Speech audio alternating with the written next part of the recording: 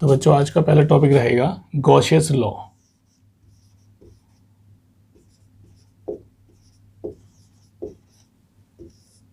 बहुत इंपॉर्टेंट है आपके बोर्ड के एग्ज़ाम के लिए गॉसियस लॉ।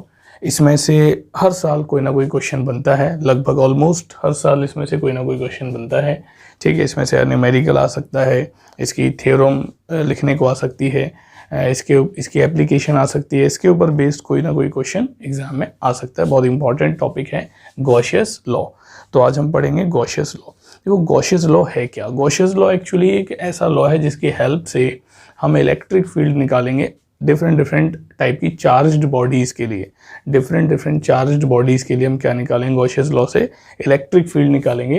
तो सबसे पहले समझ लेते हैं गॉसियस लॉ है क्या। ठीक है, व्हाट इज गॉसियस लॉ। तो गॉसियस लॉ कहता है द टोटल इलेक्ट्रिक फ्लक्स, जो टोटल इलेक्ट्रिक फ्लक्स होता है, the total electric flux through a closed surface, the total electric flux through a closed surface। एक closed surface का जो electric flux होता है total, और कौन सा closed surface, which is around a charge, जो किसी चार्ज के चारों तरफ एक क्लोज्ड सरफेस है, उसका जो टोटल इलेक्ट्रिक फ्लक्स होगा इज इक्वल टू, वो बराबर होगा, इज इक्वल टू 1/ε0 टाइम्स, ठीक है, 1/ε0 टाइम्स द नेट चार्ज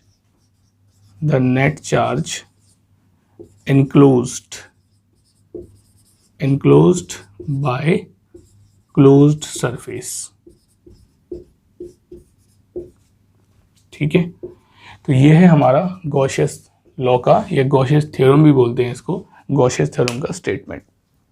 जो टोटल इलेक्ट्रिक फ्लक्स होता है किसी क्लोज्ड सरफेस का, कौन सी क्लोज्ड सरफेस, जो एक चार्ज के चारों तरफ है, उस पूरी क्लोज्ड सरफेस का जो टोटल इलेक्ट्रिक फ्लक्स होगा वो इज इक्वल टू होगा 1/ε0 टाइम्स द नेट चार्ज। कौन सा नेट चार्ज, जो उस क्लोज्ड सरफेस के अंदर इनक्लोज्ड है। ठीक है, ये हमारी प्रॉपर स्टेटमेंट है गॉसियस लॉ की।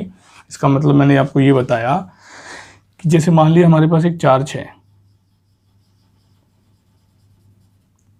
Q, और इसके चारों तरफ हमने क्लोज्ड सरफेस ले ली, स्फेरिकल, ये स्फेरिकल सरफेस ले लिया मैंने, क्लोज्ड सरफेस इस चार्ज के चारों तरफ, पॉइंट चार्ज के चारों तरफ।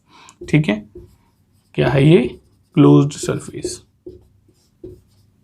इसे हम गॉसियन सरफेस भी कहते हैं, Gaussian surface, it is also known as Gaussian surface. जो चार्ज की चारों तरफ क्लोज्ड सरफेस हम ले रहे हैं, इसे गॉसियन सरफेस भी कहते हैं। ठीक है, अब गॉसियस लॉ ये कहता है कि इस पूरी गॉसियन सरफेस का, इस क्लोज्ड सरफेस का जो इलेक्ट्रिक फ्लक्स होगा, आपको पता है इलेक्ट्रिक फ्लक्स क्या होता है। इलेक्ट्रिक फ्लक्स का मतलब होता है number of field lines passing through the surface. तो इस सरफेस से जितनी फील्ड लाइंस पास हो रही हैं इस चार्ज से जो निकल रही हैं, ठीक है, इस चार्ज से जो निकल रही हैं, ये जितनी भी इलेक्ट्रिक फील्ड लाइंस इस क्लोज्ड सरफेस से पास हो रही हैं, उसका जो वैल्यू होगा,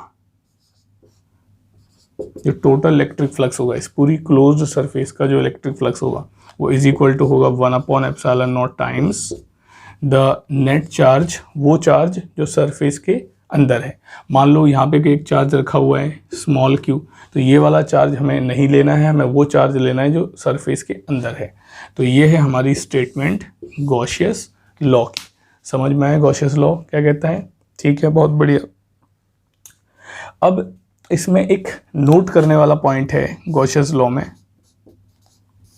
कि जो हमारा एक क्लोज्ड सरफेस है ना, जिसे हम गॉसियन सरफेस बोलते हैं, ये जो क्लोज्ड सरफेस है, the closed surface, it should be symmetric. ये सिमेट्रिक होना चाहिए। कैसा होना चाहिए, सिमेट्रिक। चार्ज के हिसाब से सिमेट्री से हमने पॉइंट चार्ज लिया है, तो एक पॉइंट का शेप स्फेरिकल होता है, तो इसके चारों तरफ जो हम क्लोज्ड सरफेस ले रहे हैं वो भी कैसे ले रहे हैं, स्फेरिकल। मान लो एक लाइन चार्ज ले लेते हैं, तो इसकी गॉसियन सरफेस कैसी हो जाती है, इसकी क्लोज्ड सरफेस कैसी बना लेते हैं हम, सिलेंड्रिकल, क्योंकि लाइन की शेप कैसी होती है, सिलेंड्रिकल। तो इसके चारों तरफ जो हमारी क्लोज्ड सरफेस होती है वो भी कैसी बन जाती है, सिलेंड्रिकल। तो जो हमारा क्लोज्ड सरफेस होना चाहिए, ये एक इस लॉ को अप्लाई करने की एक कंडीशन मान लो, एक रूल मान लो, ठीक है। इसको अगर आप अप्लाई करोगे इस कंडीशन को, तो आप इजीली इस लॉ को यूज़ कर पाओगे, ठीक है। क्या कि जो हमारा क्लोज्ड सरफेस होता है चार्ज की सराउंडिंग में, वो सिमेट्रिक रहना चाहिए। ऐसा नहीं है कि हमारा जो चार्ज है वो किसी शेप का है और जो हमारा क्लोज सरफेस है वो हमने किसी भी शेप में ले लिया, ठीक है। इसके हिसाब से हमें क्लोज सरफेस लेना पड़ता है। तो ये था हमारा गॉसेस लॉ। कोई दिक्कत तो नहीं गॉसेस लॉ में, इसको मैं मिटा देता हूँ।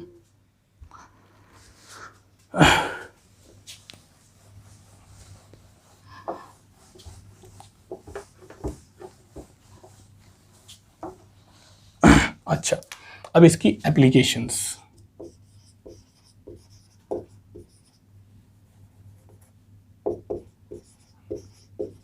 गॉसियस एप्लीकेशंस ऑफ गॉसियस लॉ। इसकी 3 एप्लीकेशंस हैं। पहली एप्लीकेशन की आज हम बात कर रहे हैं। पहली एप्लीकेशन में हम इलेक्ट्रिक फील्ड निकालेंगे।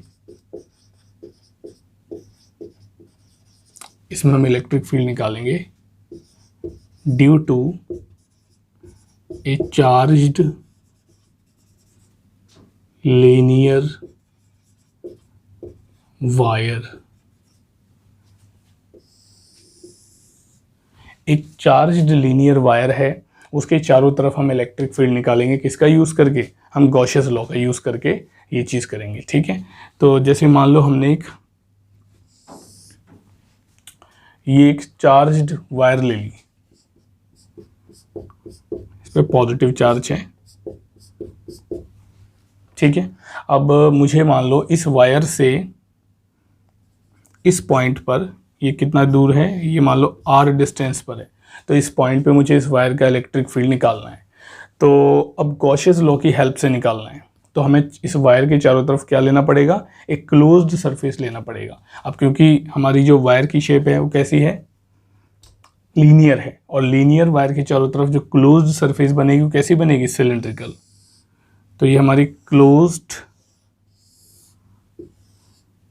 गॉसियन सरफेस मैंने अज्यूम कर ली है, सिलेंड्रिकल, और इस linear wire, linear charge wire के हिसाब से, ठीक है।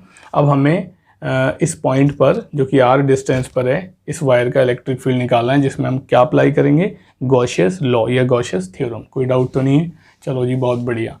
अब इसको कैसे स्टार्ट करेंगे, इसको सबसे पहले हम इसमें जो हमारी गॉसियन सरफेस है, एक सिलेंड्रिकल सरफेस है, इसमें देखेंगे कितनी सरफेसेस है, इसमें 3 सरफेसेस है।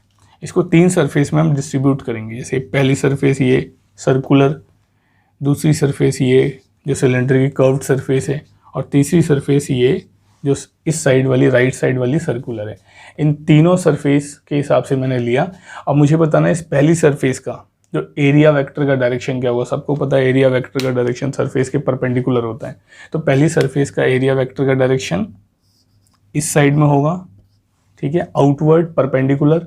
किसी भी क्लोज्ड बॉडी की सरफेस का जो एरिया वेक्टर का डायरेक्शन होता है वो आउटवर्ड लेते हैं, परपेंडिकुलर लेते हैं। तो पहली सरफेस का एरिया वेक्टर का डायरेक्शन आउटवर्ड लिया हुआ है। अब क्योंकि सरफेस हमारी वर्टिकल है तो एरिया वेक्टर की डायरेक्शन हॉरिजॉन्टल हो गई। सेकेंड सरफेस जो कि एक तरह से हॉरिजॉन्टली प्लेस्ड है, तो इसके एरिया वेक्टर का डायरेक्शन ये हो जाएगा। और थर्ड सरफेस जो वर्टिकली प्लेस्ड है, तो इसका एरिया वेक्टर का डायरेक्शन ये हो जाएगा। क्लियर है। ये मैंने तीनों सरफेस के एरिया वेक्टर की डायरेक्शन यहाँ पे दिखा दी है। पहली सरफेस के एरिया वेक्टर की डायरेक्शन, दूसरी सरफेस के एरिया वेक्टर की डायरेक्शन, तीसरी सरफेस के एरिया वेक्टर की डायरेक्शन।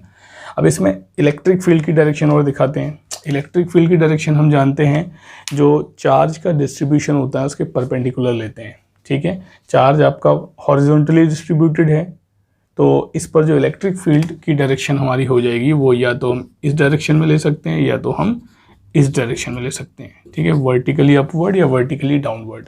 इस वायर के लिए जो इलेक्ट्रिक फील्ड की डायरेक्शन हमारी ये 2 पॉसिबल हो सकती हैं। अब इसमें हम सबसे पहले अप्लाई कर देते हैं क्या, गॉसियस लॉ। तो अकॉर्डिंग टू गॉसियस लॉ। क्या कहता है गॉसियस लॉ? गॉसियस लॉ ये कहता है कि जो टोटल इलेक्ट्रिक फ्लक्स होगा इस पूरी सिलेंड्रिकल सरफेस का वो जाएगा 1/ε0 times the net charge which is enclosed in the Gaussian surface. तो इस सरफेस के अंदर मान लिया मैंने कितना चार्ज इनक्लोज्ड है, क्यू चार्ज इनक्लोज्ड है, ठीक है। इसको मान लेते हैं इक्वेशन 1, इसको हमने मान लिया इक्वेशन 1। नाउ अब मैं इस टोटल फ्लक्स फाई ई का वैल्यू दोबारा से निकाल लेता हूं, ठीक है। जो टोटल फ्लक्स हमारा फाई ई है इसका तो मैं दोबारा से अगर निकालूं तो ध्यान से देखो, इस क्लोज्ड सरफेस में, इस गॉसियन सरफेस में कितनी सरफेस हैं? 1 2 3। अगर मैं तीनों का अलग अलग फ्लक्स निकाल के ऐड कर दूं तो इस पूरी क्लोज सरफेस का टोटल फ्लक्स आ जाएगा। तो फाई ई निकालने के लिए फाई 1 यानी पहली सरफेस का इलेक्ट्रिक फ्लक्स प्लस फाई 2 यानी दूसरी सरफेस का इलेक्ट्रिक फ्लक्स प्लस फाई 3 यानी तीसरी सरफेस का इलेक्ट्रिक फ्लक्स। इन तीनों इलेक्ट्रिक फ्लक्सेस को निकालकर अगर मैं ऐड कर दूं तो पूरी सिलेंड्रिकल सरफेस का, क्लोज सरफेस का, गॉसियन सरफेस का इलेक्ट्रिक फ्लक्स आ जाएगा। अच्छा, अब फाई निकालने का बेसिक फॉर्मूला क्या होता है?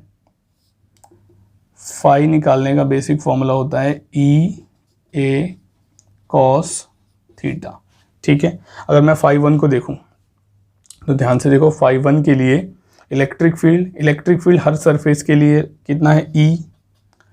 पहली सरफेस जो कि सर्कुलर सरफेस है, अगर मैं रेडियस इसका देखूं तो इसका रेडियस आर होगा, जितने डिस्टेंस पे हमें इलेक्ट्रिक फील्ड निकालना है। तो सर्कुलर सरफेस का एरिया क्या होता है? पाई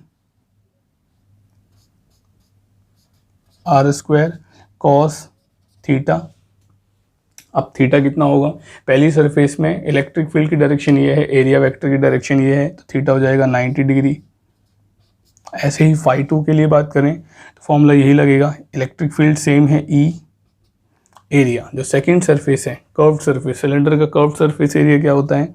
सिलेंडर का कर्व्ड सरफेस एरिया होता है 2πr/h, लेकिन h की जगह मान लेते हैं वायर की लेंथ हमने, या सिलेंडर की जो लेंथ हमारे पास है वो l है, तो 2πr/h की जगह हम l ले लेते हैं, और कॉस थीटा। और फाई 2 के लिए जो ध्यान से देखो, सेकंड सरफेस के लिए इलेक्ट्रिक फील्ड की डायरेक्शन ये, एरिया वेक्टर की डायरेक्शन ये, या नीचे ले लो इलेक्ट्रिक फील्ड की डायरेक्शन ये, इस सरफेस का एरिया वेक्टर का डायरेक्शन ये, तो थीटा कितना हो गया? 0 डिग्री। प्लस फाई 3 के लिए इलेक्ट्रिक फील्ड तो हर सरफेस के लिए सेम है ई, एरिया थर्ड सरफेस भी सर्कुलर सरफेस है तो एरिया हो जाएगा पाई आर स्क्वायर, थीटा कितना? थर्ड सरफेस का जो हमारा एरिया वेक्टर का डायरेक्शन वो ये है और इलेक्ट्रिक फील्ड डायरेक्शन ये है, थीटा हो गया 90, ठीक है जी। अच्छा, अब इसकी वैल्यू सॉल्व करते हैं। cos 90 क्या होता है? 0, तो पूरा क्या हो जाएगा? 0। cos 0 होता है 1, तो ये वैल्यू आ जाएगी e इंटू 2πrl। ये cos 90 0 थी, पूरा क्या हो गया? 0। यानी जो टोटल इलेक्ट्रिक फ्लक्स इस पूरी क्लोज्ड सरफेस का आपके पास आया वो आ गया E इंटू में 2πrl। इसे मान लो सेकेंड इक्वेशन में आपको टोटल फ्लक्स मिला है पूरी क्लोज्ड सरफेस का, और फर्स्ट इक्वेशन में भी आपको टोटल फ्लक्स मिला है पूरी क्लोज्ड सरफेस का। इसमें गॉसियस लॉ अप्लाई किया था। अब इसका मतलब है ये राइट साइड की जो वैल्यूज़ हैं ये इक्वल है, सेम है, तो आप कह सकते हो from equation 1 and 2 E into 2πrl is equal to होगा this Q epsilon not, Q upon में एप्सिलॉन नॉट, ठीक है। अब E हमें निकालना है, हमें इलेक्ट्रिक फील्ड निकालना था इस पॉइंट पर जो आर्क डिस्टेंस पर है, तो E हमें निकालना है। E हो जाएगा आपका Q, 2 नीचे आ गया, पाई नीचे आ गया, R नीचे आ गया, L नीचे आ गया, एप्सिलॉन नॉट ये रहा। अच्छा, आपने पढ़ा हुआ है Q अपॉन L क्या होता है? अगर नहीं याद है तो मैं आपको बता देता हूँ। Q upon L charge per unit length, इसे बोलते हैं line charge density. Q upon L charge per unit length, इसे बोलते हैं लाइन चार्ज डेंसिटी। तो इसकी जगह हम लिख देंगे लैम्डा अपॉन में 2 पाई एप्सिलॉन नॉट लिख देते हैं फिर, और R। ये आपका फॉर्मूला आ गया इलेक्ट्रिक फील्ड का, किसके लिए? एक लीनियर चार्ज्ड वायर के लिए कितने डिस्टेंस पर, आर डिस्टेंस पर, ठीक है। लैम्डा इसमें क्या है, इस वायर का लाइन चार्ज डेंसिटी यानी चार्ज पर यूनिट लेंथ। तो इस फॉर्मूले से आप एक लीनियर चार्ज वायर का इलेक्ट्रिक फील्ड निकाल सकते हो, ठीक है भाई, कोई डाउट तो नहीं है। चलो जी, बहुत बढ़िया, इसको नोट कर लो फटाफट। और आज हम इतना ही करेंगे। अब गॉसेस लॉ की 2 एप्लीकेशंस और हैं, वो हम करेंगे अगले वीडियो में। तब तक के लिए थैंक यू, बाय बाय।